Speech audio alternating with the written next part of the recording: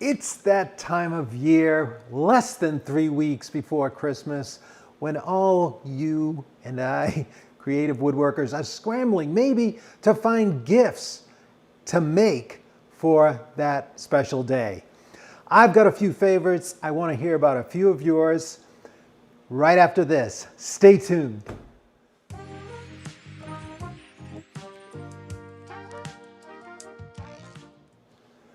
All right, let's get to it.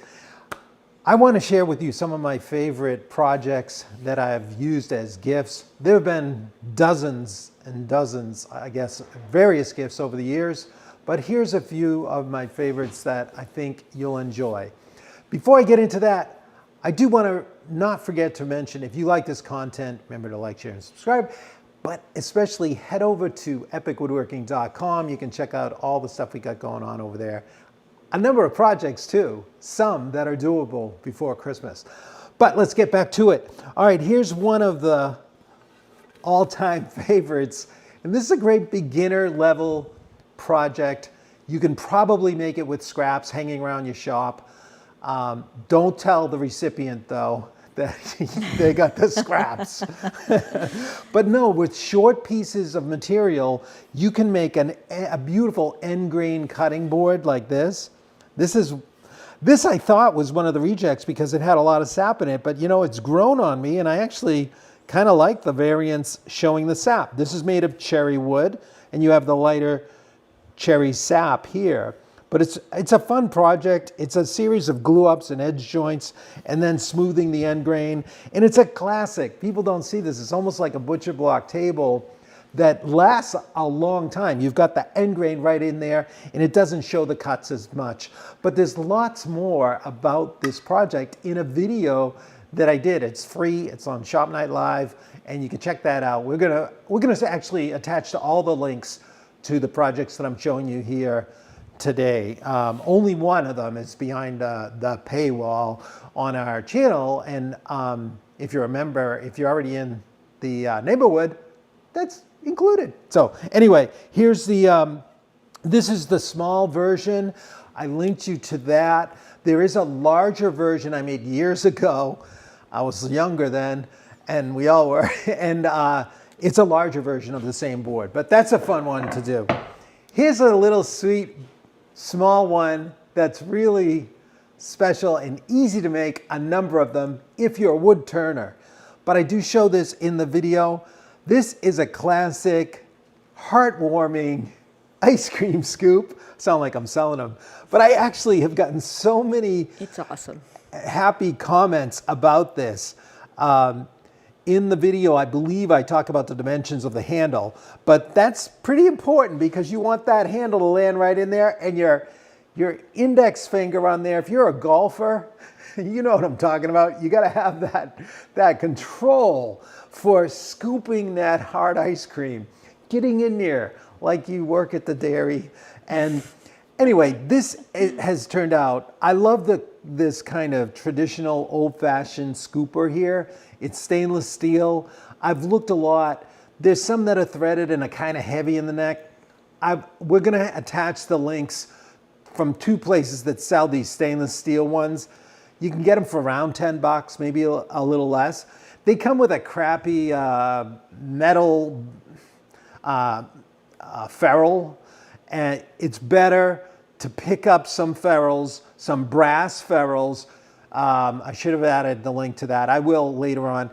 These are 5/8 diameter, outside diameter, and I show how to make them in the video and how to attach them. It's epoxied in. It makes a beautiful gift. It just looks so classy with the various metal. It feels traditional and old-fashioned, just great quality. This is also a great one to use some special wood, maybe from you've been stashing away, like that apple wood from last week. I was thinking, oh my gosh, if I had some dry, what a beautiful project. If you had some of that nice, rich, reddish brown apple wood on an ice cream scooper, that would make the day. So you can do this in very short order. You just need to get the parts. So if you are planning on making some of these or some other gadgets, you can look up the wood turning catalogs, and you can get all kinds of other types of gifts like this that you can turn. All right, here's another fan favorite. This is a serving tray, the cherry serving tray. I think this is in one Shop Night Live. I might have spread it over too, but we're attaching the link to that. So that's a free video. You can check it out. It's a real beauty. It's kind of fun because you get into dovetailing, and it's an easy little dovetail. It's a great one to try out. And you shape these handles, and this is a veneered panel in here. That was also a funny video because it was one of the times when I mismeasured. And so right before we went on with that episode, I realized that the panels I had made were 2 inches too short. This thing, it was actually, I made the tray 2 inches longer than I intended. I think it's 22. I had intended to make it 20. So you'll see that and get a kick out of it, the embarrassment of putting in the bottom that left a big hole. So anyway, this one I made a 22 inch, and this is ample. What a wonderful gift. Oh, I'd love to use these in the house. When we pull out that ice cream scooper, there's just an wow in the room, you know? Yeah, it's a classic. It just looks beautiful. We could go on and on about that. And the tray also. All right, I'm going to set that over there. Now, if you're going to make one more bigger splash, a practical piece of furniture, one of my favorites that I've probably made more than any and given to my family members and mostly family members. Not a lot of friends. Friends get the scoops. No, I haven't made those. Is the classic shaker candle stand. Oh, this is a little bit of a challenge, but my gosh, this is such a beautiful piece, and it can work well in modern furniture settings or, traditional. And everybody has a chair that this could go next to. It's great for putting a glass on, reading, even a little lamp. It's a sweet... a candle. Yeah, or a candle. Yeah, the Shakers would approve. So that's one. This is actually, I revised this column. This is the updated and improved. I think it's improved, but obviously this needs some work still. But this is in curly maple. This one is in walnut, which you really would hardly ever see the Shakers make. But this is a great project. It has the sliding dovetail. It's still one of my favorite things to make because it's small and it's got elegant lines. There's a lot to it to get it right. And there's some good time into it too. You have those sliding dovetails, and then you have this through tenon that gets wedged, nicely sculpted, and a beautiful top. And you get to skip the tabletop. Yeah. This one forces you to focus and set your glass right on there or over there, and then you're done. All right, so I really like this project, but this one is on the website. So if you're in the neighborhood, you have access right now. It would maybe be a little tight, but not too tight if you've got the tools, and you got to make a little sliding jig to cut that dovetail. So let me set these out of the way. Not to, the course is also for sale if you aren't in the neighborhood and you don't want to be. Right. Oh yeah, I should have mentioned that. Yeah, it's for sale, and you can get the plans and all that. We'll get them right out to you, but still, you could make it. You could make it in over a weekend. No, actually, over a weekend might be a little tight, but because of just the learning curve a little bit. But I would say 3 days. Does everybody agree? Does everyone agree? I mean, not even like working on it. Maybe it would take a little longer if you're not experienced. Maybe a little bit longer, I think, for most people. Yeah. All right. I am now going to roll in one that's a one of a kind, and it was really meaningful to make this.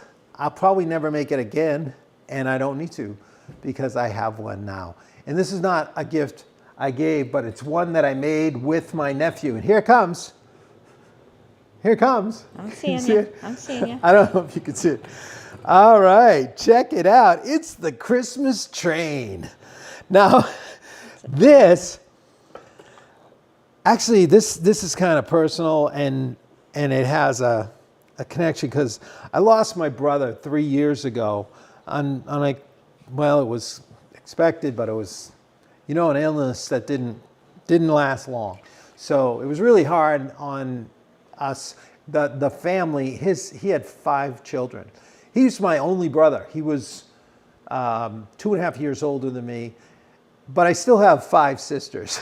So to lose Larry, the one I shared my bedroom with my whole life, it was like a big thing, the first sibling.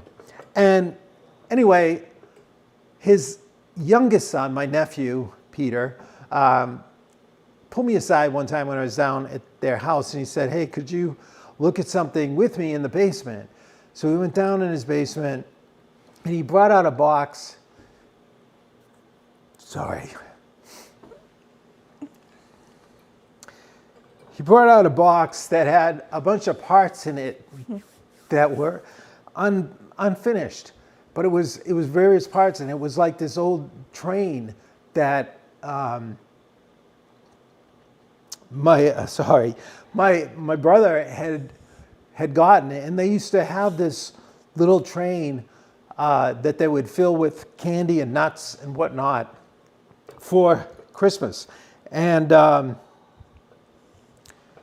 anyway, Peter said that they had been talking for quite a while about finishing this train and making a few for making an extra one or a few parts. And anyway, I saw it. I went, "Wow, that's really sweet. That's beautiful." And he said, "Would you help me finish the train and make enough for his brothers and sisters and mother?" And I said, "Absolutely, I'll do that." So last winter, prior to Christmas, I said, "You just come up. We'll come up. We'll spend the night. We'll have a couple days together. We'll knock it out." Right? Well, he gets here, and then we start calculating the number of wheels and the boxes. And I want the engines. And by the way, of course, I decided I want one too. So I started making all the parts and gluing them out, and we made all these boxes. I can't remember how many we made. This actually was a small one. He had 4 cars in every other one. Oh my gosh, we had at least 20, 30 cars more. He had 5 or 6 engines with all the various parts. So you get the picture. All the wheels, 180 wheels. Craziness. It took more than one visit. It was actually 3 visits. But you know what? We had such a good time. I set up jigs. We made this all out of pine, and we recreated it. And after I finished mine, he actually held on to it, and he said, "Would you like me to paint it for you too? These are the same colors."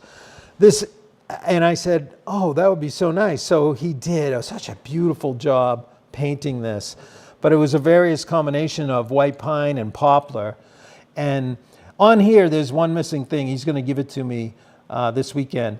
There's these little steam tanks that go in here that get glued in. So it actually looks quite involved, but it's not more. But this is a little cylinder I turned, and these little resin strips are like the steel belts, and they're golden. And then we have the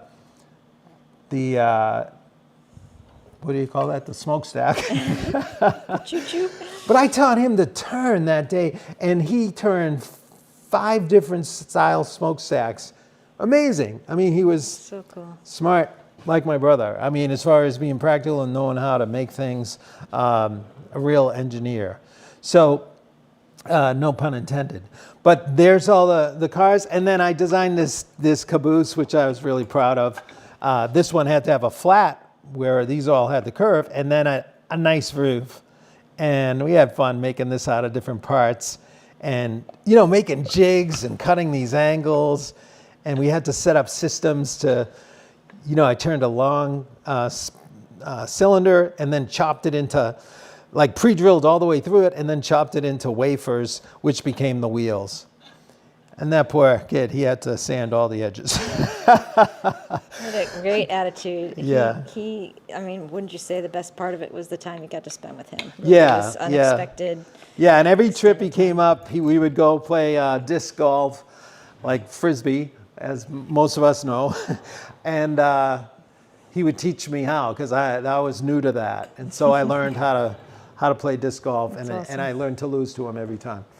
But here's oh, and by the way, when he gave the gifts, he had them all nicely boxed up, and I saw the video of when he gave it to his sister, and she couldn't speak for a while. So it was really an emotional. Funny how a project like this can tie people together. You know, it's the craft, but there's so much more behind it that you understand, you know, and we connect on. It's the quality of the wood, it's the craftsmanship, your hands being pressed in it, it's doing it alongside someone you love, it's giving a gift to someone special in your life. And then it's the memory of having it, and every time you use it, there's a memory Rehearsal, of yeah. that. It's like you recreate that whole experience. So this is actually the first year that we're going to use the Christmas train. So we're going to have a special place for it and put some goodies in all the cars and maybe something surprising in the caboose. So I can't wait to get this out and start our own tradition of having the family train, and remember and honor my brother Larry for this. Yeah. So I'm sure you have some of your projects. I wanted to hear about some of yours, and any ideas you might have for Christmas, some of your favorites. And of course, we can't read them all, and we'll take some questions as well.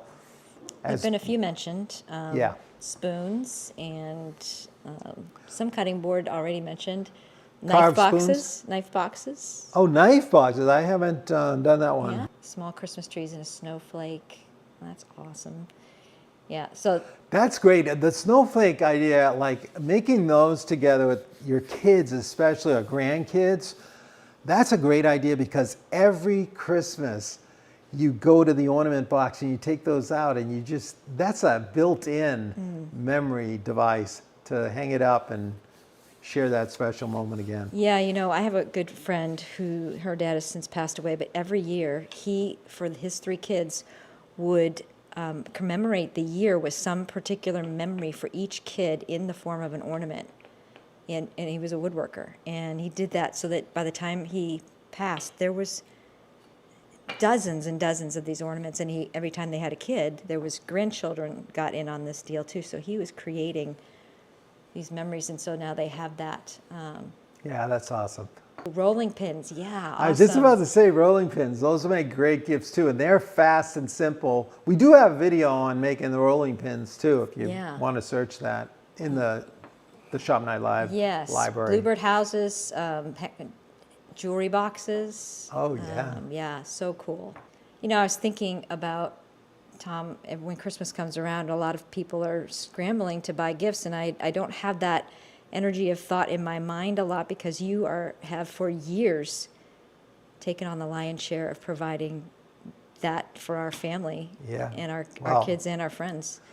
So happy to do it too, really. I mean, I honestly, it is a pleasure for me, and I'm sure most of you can relate to that. You know, you're thinking about the person when you're making it, how much joy it's going to produce, but it's also your engagement with the project, and then you're scrambling to get it finished Christmas Eve. That's how I came up with my super fast, great finish. Yeah, Lupe says she fires up the lathe and makes quick Christmas gifts, pens, peppermills, bowls, and platters. Yeah, those are fun. Coasters, a rocking horse. Yeah. Thank you for sharing all these, guys. Yeah. Yeah, it's great. So fun. All right, so thanks again for being with us. On behalf of the camera lady and I, we look forward to seeing you next time, right back here on Shop Night Live. All right. I did that for you. Thank you. All right, special night. Yep.